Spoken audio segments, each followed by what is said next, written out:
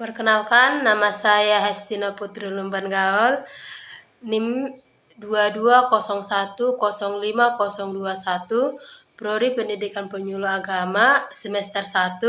Saya akan menjelaskan tentang Ezra. Kitab Ezra, tema pemimpin bidang moral agama, penulis Ezra sendiri, ditulis pada tahun 536 sampai 432 sebelum Masehi. Sejarah Ezra. Kitab ini berlatar tentang orang-orang buangan yang pulang dari Babel ke Yerusalem setelah diizinkan oleh Raja Korets Agung dari Persia, serta usaha mereka dalam membangun kembali bait suci. Latar belakang Ezra. Kitab ini berlatar waktu setelah negeri Babel runtuh dan dikuasai oleh Persia. Kitab ini menceritakan tentang orang-orang buangan yang pulang dari Babel ke Yerusalem setelah diizinkan oleh Raja Korets Agung dari Persia, serta usaha-usaha mereka dalam membangun kembali bait suci.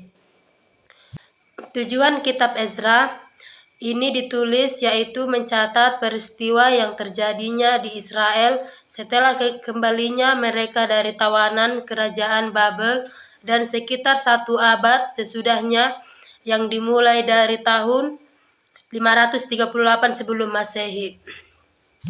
Pesan moral agar melihat kasih dan kemurahan Allah. Sekian dan terima kasih. Nama Grandier Sinaga, Prodi Pendidikan Penyuluh Agama, NIM 220105020, semester 1, dan saya akan menjelaskan tentang kitab Nehemia. Kitab Nehemia, tema pemimpin dalam bidang politik. Penulis Nehemia, ditulis 431 sampai 430 sebelum Masehi. Jenis sastra, sastra sejarah. Sejarah Nehemia. Kitab Nehemia disingkat Nehemia, akronim Ne bahasa Ibrani. Translate Sefer Nehemia merupakan salah satu kitab yang termasuk dalam kitab-kitab sejarah pada Perjanjian Lama dan kitab Kristen. Dalam Tanakh atau kitab Ibrani, kitab ini menjadi bagian dari kitab kolektif yang bernama Kitab Ezra Nehemia atau Kitab Ezra A yang termasuk dalam kitab-kitab tanpa pengelompokan resmi dalam Ketuvim. Dalam Alkitab terjemahan lama, kitab ini disebut Kitab Nehemia. Latar belakang Nehemia. Kitab Nehemia berisi tentang riwayat Nehemia yang dipercaya ditulis oleh dirinya sendiri dalam bentuk menyerupai autobiografi. Menurut tradisi, kitab ini ditulis antara 430 sebelum Masehi sampai 431 sebelum Masehi.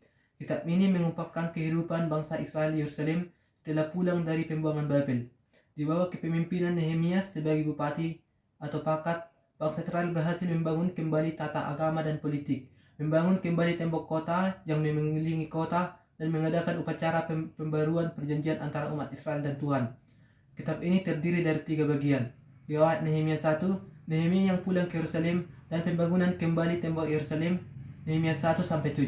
Riwayat Nehemia 2, pembacaan Taurat oleh Ezra dan perayaan Hari Podok Daun serta puasa dan perjanjian bangsa Israel, Nehemia 8-10. Riwayat Nehemia 3, permukiman kembali ke Yerusalem dan peresmian tembok Yerusalem, diikuti oleh pembaruan Nehemia dalam bidang sosial dan agama selama masa jabatannya yang kedua sebagai bupati.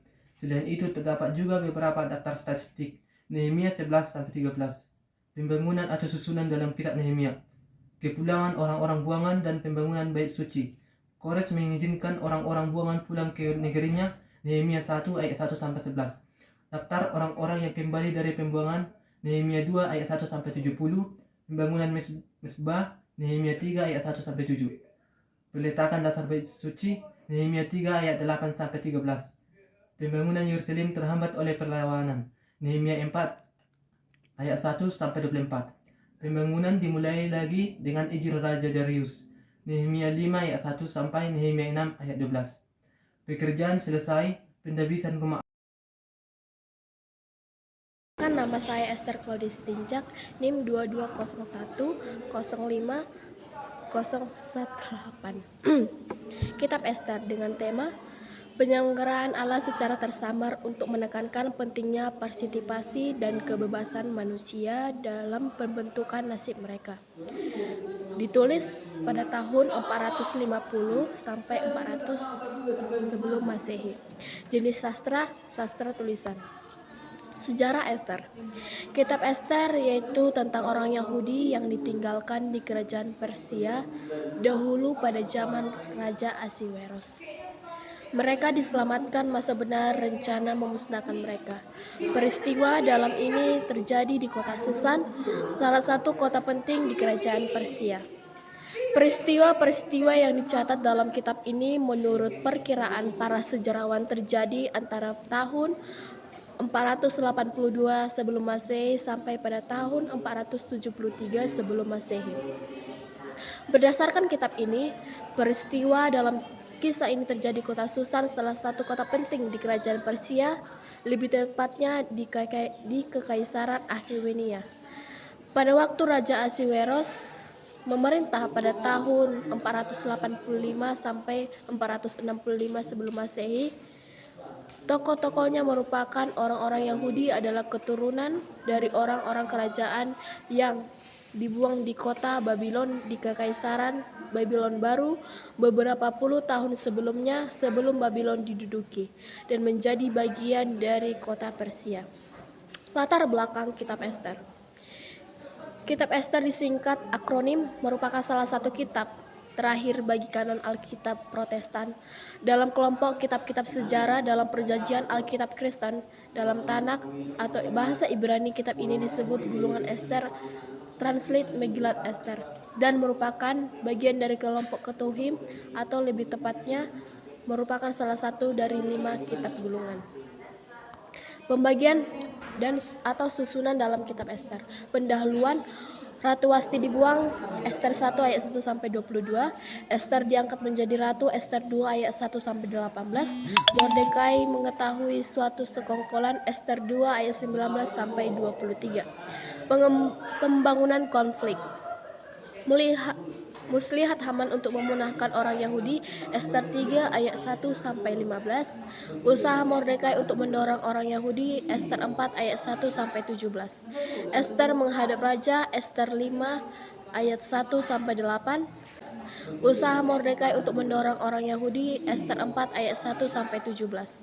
Ester menghadap raja, Ester 5 ayat 1 sampai 8. Haman menyuruh mendirikan tiang penyuluhan untuk Mordekai, Ester 5 ayat 9 sampai 14. Mordekai dihormati, Ester 6 ayat 1 sampai 14. Penyelesaian masalah. Haman diadukan oleh Ester dan dihukum mati, Ester 7 ayat 1 sampai 10. Perintah raja yang menguntungkan orang Yahudi, Ester 8 ayat 1 sampai 17. Tindakan orang Yahudi terhadap musuhnya, Ester 9 ayat 1 sampai 19. Penutup. Penetapan Hari Raya Purim, Ester 9 ayat 20 sampai 32. Kebesaran Mordekai, Ester 10 ayat 1 sampai 30. Tujuan Kitab Ester menunjukkan bagaimana orang Yahudi dilindungi dan diselamatkan ancaman pemusnahan oleh campur tangan Tuhan melalui Ratu Ester. Pesan moral, kitab ini berpesan agar kita bergantung penuh dengan Allah, bijaksana dan berani memperjuangkan